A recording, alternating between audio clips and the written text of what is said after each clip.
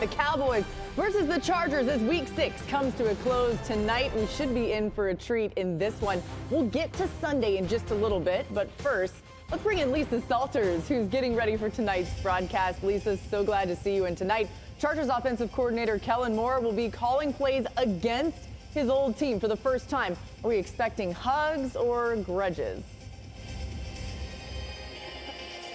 You know how it goes, Laura. As amicable as the split may have been, you're always going to feel some kind of way about seeing your ex, right? But new Chargers offensive coordinator Kellen Moore says he thinks it'll be fun going up against his former team and seeing all of his former colleagues pre-game. But Moore said once the ball's in the air, it'll be just another game. He says there were no hard feelings when he left the Cowboys, that everyone was on the same page about the split, from Mike McCarthy to Jerry Jones to himself, and that moving on to the Chargers just felt like a good opportunity to grow with a new organization and to work with a talent like Justin Herbert. But they say the numbers don't lie, and through 5 games, the Cowboys offense seems to be missing Kellen Moore. That unit is averaging almost 5 fewer points than the 26 per game they averaged during Moore's 4 seasons play calling for Dallas.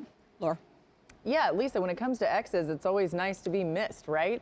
Thanks for being with us here. We will see you later on Monday Night Football tonight. Can't wait to have you. Welcome into the show, everybody. Glad to have you here on this Monday. Dan Orlovsky's here. Ryan Clark, Marcus Spears out there in L.A. ahead of Monday Night Football, Monday Night Countdown, of course. Let's talk about Kellen Moore, because this is going to be a big piece of the game tonight. His departure from the Cowboys to the Chargers has had a significant impact on both of the quarterbacks in tonight's game. Under Moore, Justin Herbert has been stretching the field at a much higher rate, ranking 5th in air yards per attempt after ranking 31st last season. On the other hand, Dak Prescott has been taking fewer shots downfield, with Mike McCarthy calling plays, ranking 29th in average pass distance. That's hard to ignore if you think about the differences between Kellen Moore and without him. Let's talk this game for a minute. RC, we'll start with you. Give us one thing to watch as tonight's game plays out.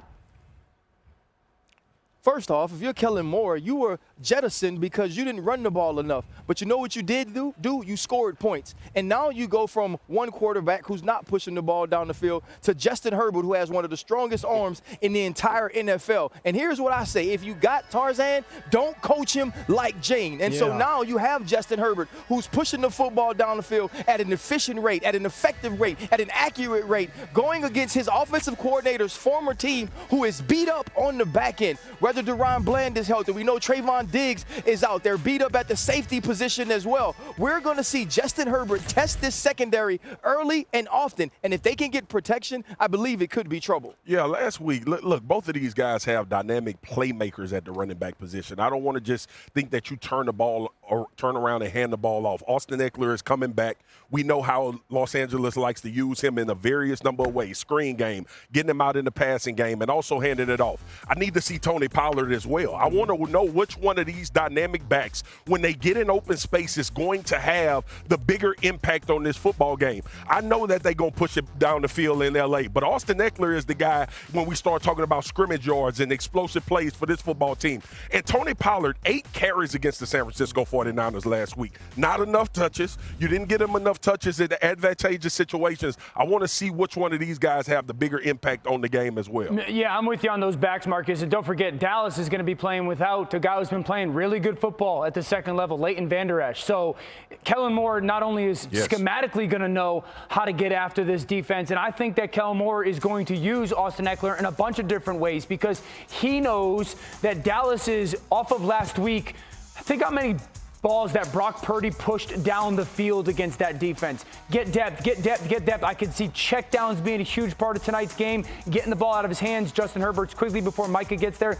And also, like I said, putting 2 tight ends in the field and running at the heart of this defense now that they're missing one of their interior linebackers. I agree. I think the key for the game is how Dallas defensively handles and tries to slow down Austin Eckler. All right, guys, we're all the way through this discussion. Nobody's mentioned the name Dak. RC and Swagoo, what do we expect out of him tonight? What does he need to do?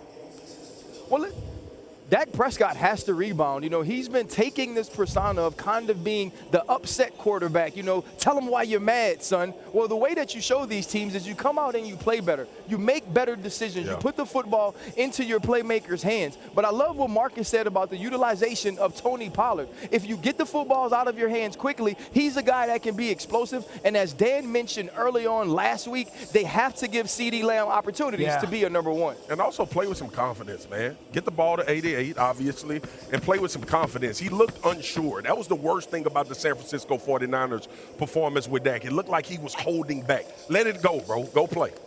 If I were the Dallas Cowboys, CeeDee Lamb would have at least a minimum of 12 targets tonight. He would have 4 in the first 2 times we had the football because he's that important of a player. I think he can change the game offensively for them. 12 minimum targets. Dan, let's start with Dak. Over under 257.5 yards in the air. I'm going to go under, mainly because the Chargers have had 2 weeks to prepare for this game, and I think it's a lot to expect this offense in detail-wise when it comes to their spacing to radically get better off of what happened Sunday night. Austin Eckler is where we go next. He'll be back on the field tonight. Over under 50.5 yards rushing in his return from the high ankle sprain. I'm going to go over. I think Kellen Moore is going to be able to get into some personnels and formation, maybe with 2 tight ends on the field to try to attack this Dallas run defense. Also, Leighton Vander Esch not being able to play because of that injury, I think is going to show itself. Yeah, we were just talking about this in the commercial break. Scoring's down. Week 6 has only seen 3 teams score more than 24 points. Let's talk point totals. Over under 50.5 points scored tonight. I'm going to say under. And whenever anyone asks me what I think a score is going to be, I say like 20-17. Scoring is down in the NFL right now. Red zone scoring is specifically down. I will say both offenses have some success between the 20s. I'm going to say under. Let's see what the people are doing here as the Cowboys 1.5 point favorites on the road. You're going to see it right there. Everybody's on the Cowboys except I'm picking the Chargers. Good job. Boogie. Good job. Way to save it. You made up Boogie, for that. did you do that just because you saw the other picks? Nah, Yes. she did that to make up for that comment she from I did. previous in the show. I was trying to help you guys, but I actually do think I do owe you. I actually do think that the Chargers have a nice chance in this one. Justin Herbert's been impressive Let me see this that year. back pedal again. Leighton Vander Esch is out too, as Let me see Dan the back pointed pedal. out. Let's see. No, he's already It sweating. took the whole show, but I came around on Dan hair. It's ugly. Fire. Oh, I like Dan's hair. We'll see don't get Marcus to and leave it RC at 6 hot like a Eastern. See you greenhouse tomorrow. out here.